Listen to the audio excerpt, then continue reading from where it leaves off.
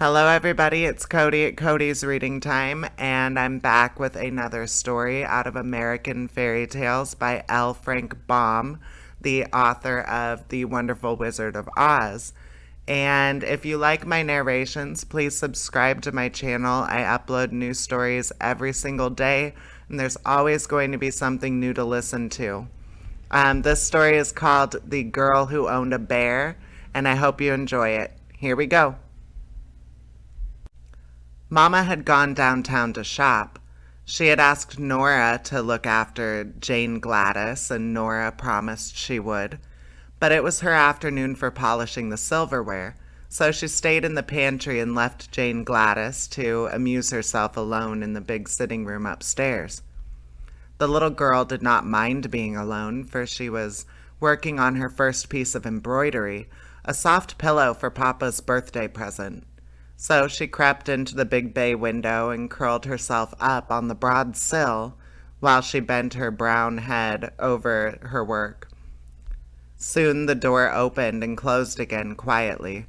Jane Gladys thought it was Nora, so she didn't look up until she had taken a couple more stitches on the forget-me-not. Then she raised her eyes and was astonished to find a strange man in the middle of the room who regarded her earnestly. He was short and fat, and seemed to be breathing heavily from his climb up the stairs. He held a work silk hat in one hand, and underneath his other elbow was tucked a good-sized book. He was dressed in a black suit that looked old and rather shabby, and his head was bald on the top. "Excuse me," he said, while the child gazed at him in solemn surprise. "Are you Jane Gladys Brown?" "Yes, sir," she answered. Very good indeed," he remarked with a queer sort of smile. "I've had quite a hunt to find you, but I've succeeded at last." "How did you get in?" inquired Jane Gladys with a growing distrust of her visitor. "That is a secret," he said mysteriously. This was enough to put the girl on her guard. She looked at the man, and the man looked at her, and both looks were grave and somewhat anxious. "What do you want?" she asked, straightening herself up with a dignified air. "Ah, now we are coming to business," said the man briskly. "I'm going to be frank with you. To begin with, your father has abused me in a most ungentlemanly manner." Jane Gladys got off the window sill and pointed her small finger at the door.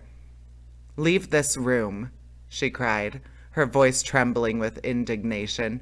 "My papa is the best man in the world. He never abused anybody." "Allow me to explain, please," said the visitor, without paying any attention to her request to go away. "Your father may not be very kind to, or may be very kind to you, for you are his little girl. But when he's downtown in his office, he's inclined to be rather severe, especially on book agents. Now, I called on him the other day and asked him to buy the complete works of Peter Smith. And what do you suppose he did?" She said nothing. "Why," continued the man with growing excitement, "he ordered me from his office and had me put out of the building by the janitor. What do you think of such treatment as that from the best papa in the world, eh?"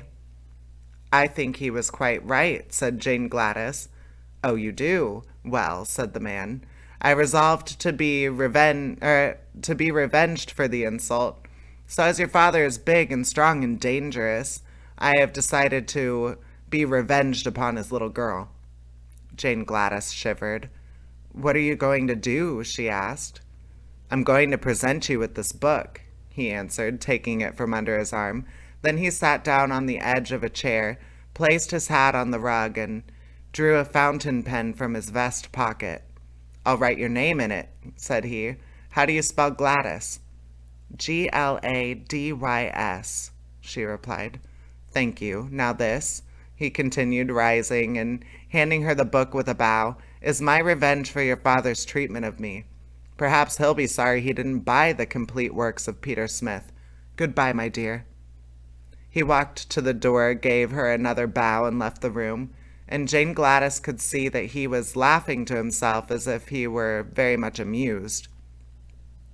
When the door had closed behind the queer little man, The child sat down in the window again and glanced at the book. It had a red and yellow cover, and the words "Thingamajigs" was written the front in big letters.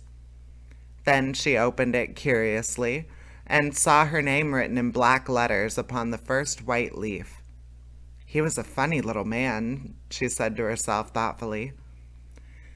She turned to the next leaf and saw a big picture of a clown, dressed in green and yellow and red, and having a very white face with three cornered spots of each on each cheek and over the eyes. While she looked at this book, the book trembled in her hands. The leaf cracked and creaked, and suddenly the clown jumped out of it and stood upon the floor beside her, becoming instantly as big as any ordinary clown. After stretching his arms and legs and yawning in a rather impolite manner, he gave a silly chuckle and said, "This is better. You don't know how cramped one gets standing so long upon a page of a flat paper." Perhaps you can imagine how startled Jane Gladys was, and how she stared at the clown who had just leaped out of the book. "You didn't expect anything of this sort, did you?" he asked, leering at her in clown fashion. Then he turned around to take a look at the room, and Jane Gladys laughed in spite of her astonishment. "What amuses you?" demanded the clown. "Why, the back of you is all white," cried the girl. "You're only a clown in the front." "Quite likely," he answered in an annoyed tone. "The artist made a front view of me. He wasn't expecting to make the back of me, for that was against the page of a book." "But it makes you look so funny," said Jane Gladys, laughing until her eyes were moist with tears. The clown looked sulky and sat down upon a chair so she couldn't see his back. "I'm not the only thing in the book," he remarked crossly. This reminded her to turn another page, and she had scarcely noted that it contained the picture of a monkey when the animal sprang from the book with a great crumpling of paper and landed upon the window seat behind her. "Hee hee hee," chattered the creature, springing to the girl's shoulder and then to the center table. "This is great fun. Now I can be a real monkey instead of a picture of one." "Real monkeys can't talk," said Jane Gladys reprovingly. "How do you know? Have you ever been one yourself?" inquired the animal, and then he laughed loudly, and the clown laughed too, as if he was annoyed by the remark. The girl was quite bewildered by this time. She thoughtlessly turned another leaf, and before she had time to look twice, a gray donkey leapt from the book and stumbled from the window seat to the floor with a great clatter. "You're clumsy enough, I'm sure," said the child indignantly, for the beast had nearly upset her. "Clumsy? And why not?" demanded the donkey with an angry voice. "If the fool artist had drawn you out of perspective, as he did me, I guess you'd be clumsy yourself." "What's wrong with you?" asked Jane Gladys. "My front and rear legs on the left side are nearly 6 inches too short. That's what's the matter. If that artist didn't know how to draw properly, why did he try to make a donkey at all?" "I don't know," replied the child, seeing an answer was expected. "I can hardly stand up," grumbled the donkey, "and the least little thing will topple me over." "Don't mind that," said the monkey, making a spring at the chandelier and swinging from it by his tail until Jane Gladys feared he would knock all the globes off. "The same artist has made my ears as big as that clown's, and everyone knows a monkey hasn't any ears to speak of, much less to draw." "He should be prosecuted," remarked the clown gloomily. "I haven't any back." Jane Gladys looked from one to the other with a puzzled expression upon her sweet face, and turned another page of the book. Swift as a flash, there sprang over her shoulder a tawny, spotted leopard which landed upon the back of a big leather armchair and turned upon the others with a fierce movement. The monkey climbed to the top of the chandelier and shattered with fright. The donkey tried to run and straightway tipped over onto its left side. The clown grew paler than ever, but he had sat still in his chair and gave a low whistle of surprise. The leopard crouched upon the back of the chair, lashed its tail from side to side, and glared at all of them by turns, including Jane Gladys. "Which of us are you going to attack first?" asked the donkey, trying hard to get up upon his feet. "I can't attack any of you," snarled the leopard. "The artist made my mouth shut, so I haven't any teeth, and he forgot to make my claws. But I am a frightful-looking creature, nevertheless, am I not?" "Oh, yes," said the clown indifferently. "I suppose you're frightful-looking enough, but if you have no teeth nor claws, we don't mind your looks at all." This so annoyed the leopard that he growled horribly, and the monkey laughed at him. Just then the book slipped from the girl's lap, and as she made a movement to catch it, one of the pages near the back opened wide. She caught a glimpse of a fierce grizzly bear looking at her from the page and quickly threw the book from her. It fell with a crash in the middle of the room, but beside it stood the great grizzly, who had wrenched himself from the page before the book closed. "Now," cried the leopard from his perch, "you'd better look out for yourselves. You can't laugh at him as you did me. This bear has both claws and teeth." "Indeed I have," said the bear in a low, deep, growling voice, "and I know how to use them, too. If you read in that book, you'll find I'm described as a horrible, cruel, and remorseless grizzly, whose only business in life is to eat up little girls, shoes, dresses, ribbons, and all." And then the author says, "I smack my lips and glory in my wickedness." "That's awful," said the donkey, sitting upon his haunches and shaking his head sadly. "What do you suppose possessed the author to make you so hungry for girls? Do you eat animals too?" "The author does not mention my eating anything but little girls," replied the bear. "Very good," remarked the clown, drawing a long breath of relief. "You may begin eating Jane Gladys as soon as you wish."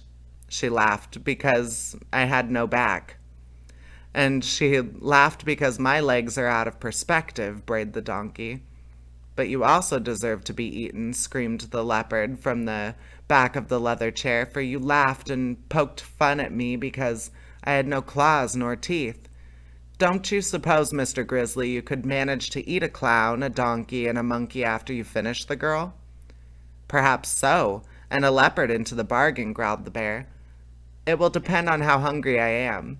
But I must begin on the little girl first, because the author says I prefer girls to anything." Jane Gladys was much frightened on hearing this conversation, and she began to realize what the man meant when he said he had given her the book to be revenged. Surely Papa would be sorry he hadn't bought the complete works of Peter Smith when he came home and found his little girl eaten up by a grizzly bear, shoes, dress, ribbons, and all. The bear stood up and balanced himself on his rear legs. "This is the way I look in the book," he said. "Now watch me eat the little girl." He advanced slowly towards Jane Gladys, and the monkey, the leopard, and the donkey and the clown all stood round in a circle and watched the bear with much interest. But before the grizzly reached her, the child had a sudden thought and cried out, "Stop! You mustn't eat me. It would be wrong." "Why?" asked the bear in surprise. "Because I own you. You're my private property," she answered.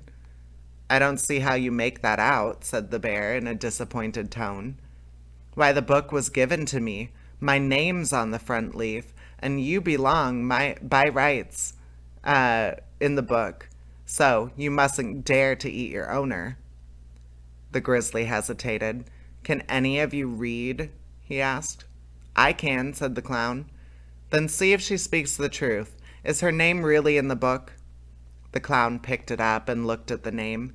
"It is," said he, "Jane Gladys Brown, and written quite plainly in big letters." The bear sighed. "Then of course I can't eat her," he decided. That author is as disappointing as most authors are." "But he's not as bad as the artist," exclaimed the donkey, who was still trying to stand up straight. "The fault lies within yourselves," said Jane Gladys severely. Why didn't you stay in the book where you were put?" The animals looked at each other in a foolish way, and the clown blushed under his white paint. "Really," began the bear, and then he stopped short. The doorbell rang loudly. "It's Mama," cried Jane Gladys, springing to her feet. "She's come home at last.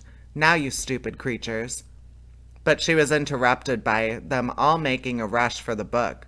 There was a swish and a whir and a rushing of leaves, and in an instant the book lay upon the floor, looking just as any other book, while Gladys's strange companions had all disappeared. This story should teach us to think quickly and clearly upon all occasions, for had Jane Gladys not remembered that she owned the bear, he probably would have eaten her before the bell rang. And that's the end of that story out of American Fairy Tales by L. Frank Baum. I hope you enjoyed it, and please subscribe. I upload new stories out of many different books every single day. There's always going to be something new to listen to. Take care, everybody. Bye-bye.